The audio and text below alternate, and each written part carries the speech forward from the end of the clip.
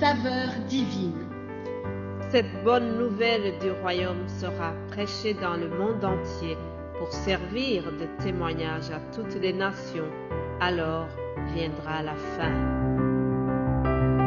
Ce pain céleste vous est présenté par Immaculée Niraneza. Je vous salue, très chers amis, vous tous qui écoutez l'émission Saveur divine. Que la paix de notre Seigneur soit avec vous. Nous voilà au milieu de cette semaine. J'espère que vous allez bien, même si les épreuves ne manquent pas dans la vie. Mais je prie que vraiment Dieu nous fortifie chacun là où nous nous trouvons. La Bible dit que le malheur atteint souvent le juste, mais l'Éternel l'en délivre toujours. Je prie que vraiment, si vous avez une épreuve quelconque, que le Seigneur vienne à votre secours. L'Éternel est près de ceux qui ont le cœur brisé et il sauve ceux qui ont l'esprit dans l'abattement. Ça, c'est ma conviction et je prie que vraiment l'Éternel vienne vous soulager, vienne vous consoler si vous avez l'esprit dans l'abattement. Il l'a fait pour moi, il le fera aussi pour toi qui m'écoutes, crois-le de tout ton cœur. Alléluia. Nous sommes en train de célébrer, de commémorer l'œuvre que Jésus-Christ a fait à la croix pour nous sauver. Nous nous avançons tout doucement vers cette merveilleuse fête de Pâques. Mais avant cela, nous nous sommes basés sur la recommandation de l'apôtre Paul à Timothée lorsqu'il lui a dit « Souviens-toi de Jésus-Christ crucifié ». Mon frère, ma sœur, en se souvenant de lui, réjouissons-nous parce qu'il nous a sauvés parfaitement. À Golgotha, Jésus-Christ nous a sauvés parfaitement, c'est le titre d'aujourd'hui. Nous devons savoir que Jésus a fait un sacrifice exceptionnel. Il a été à la fois sacrifice et sacrificateur en même temps. Les sacrifices qu'on utilisait avant, ils n'étaient pas suffisants parce que on devait chaque fois recommencer. Cependant, par le sacrifice de Jésus-Christ, il l'a fait une fois pour toutes. Son sacerdoce, en plus, il n'était pas vraiment comme les autres. C'est un sacerdoce qui n'est pas transmissible. Vous savez, souvent on nous parle du disciple que Jésus aimait. Ah oui, il y a un disciple que Jésus aimait, mais à celui-là, il n'a pas demandé de mourir pour nous. Jésus-Christ, on voit qu'il avait beaucoup aussi d'estime pour Pierre. Un jour, il lui a donné une grande promesse en disant « Tu es Pierre et sur toi je bâtirai mon église ». Et pourtant, même s'il avait une estime comme ça pour Pierre, Jésus-Christ ne l'a pas choisi pour qu'il meure pour nous. Non, même si Jésus avait beaucoup d'admiration pour Jean-Baptiste non plus, il ne lui a pas demandé de mourir pour nous. Non, son sacerdoce n'était pas transmissible à quelqu'un d'autre.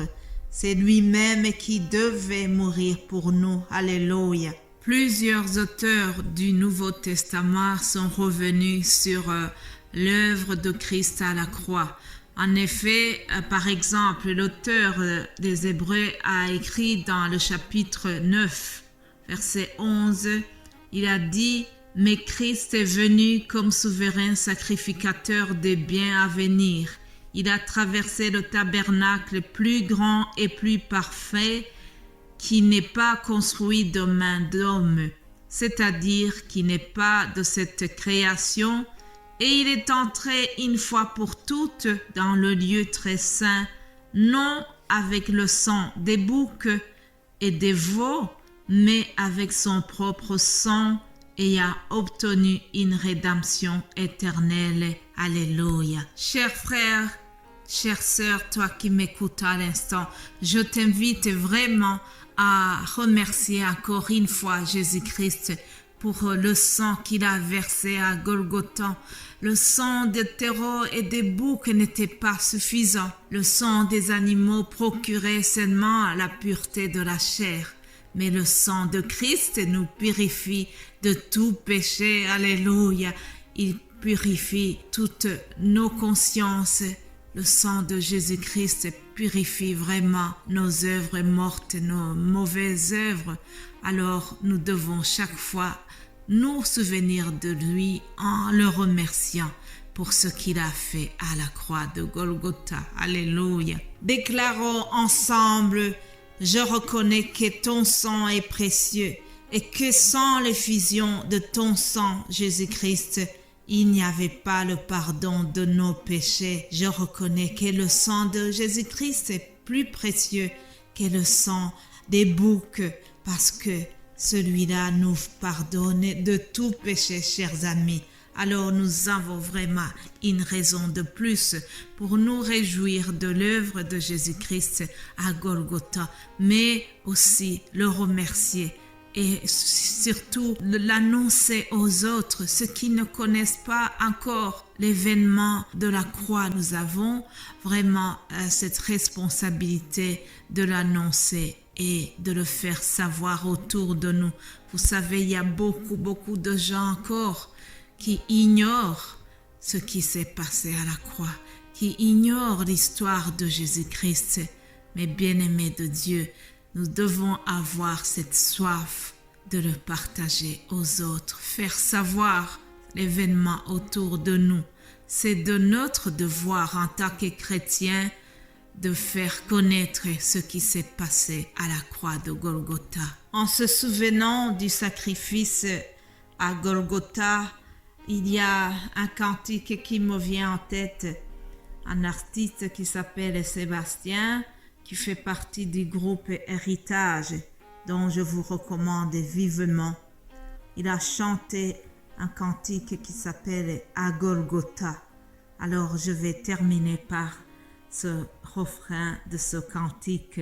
J'errais dans un monde dur et froid, sans savoir que par amour pour moi, Jésus s'était donné sur la croix à Golgotha. Ploya sous le poids de mon péché, redoutant l'amour, l'éternité. À Christ enfin j'ai tout confessé à Golgotha. C'est là que mes fardeaux sont tombés, c'est là que Jésus m'a tout donné. Là, au pardon, la paix, la liberté, à Golgotha. C'est là que mes fardeaux sont tombés, c'est là que Jésus m'a tout donné. Le pardon, la paix, la liberté, à Golgotha. Alléluia. Mais bien-aimés de Dieu, nous devons encore une fois vraiment remercier le Seigneur parce que à Golgotha, il a tout donné. À Golgotha, il a porté nos fardons. À Golgotha, il a porté nos infirmités. À Golgotha, il nous a rendus libres. Alléluia. Il nous a donné la paix, la liberté. Alléluia. À Golgotha, Jésus-Christ a tout accompli et parfaitement. Vraiment, nous devons encore une fois l'honorer et lui dire: à toi l'honneur, à toi la gloire, à toi la puissance au siècle des siècles. Amen, amen.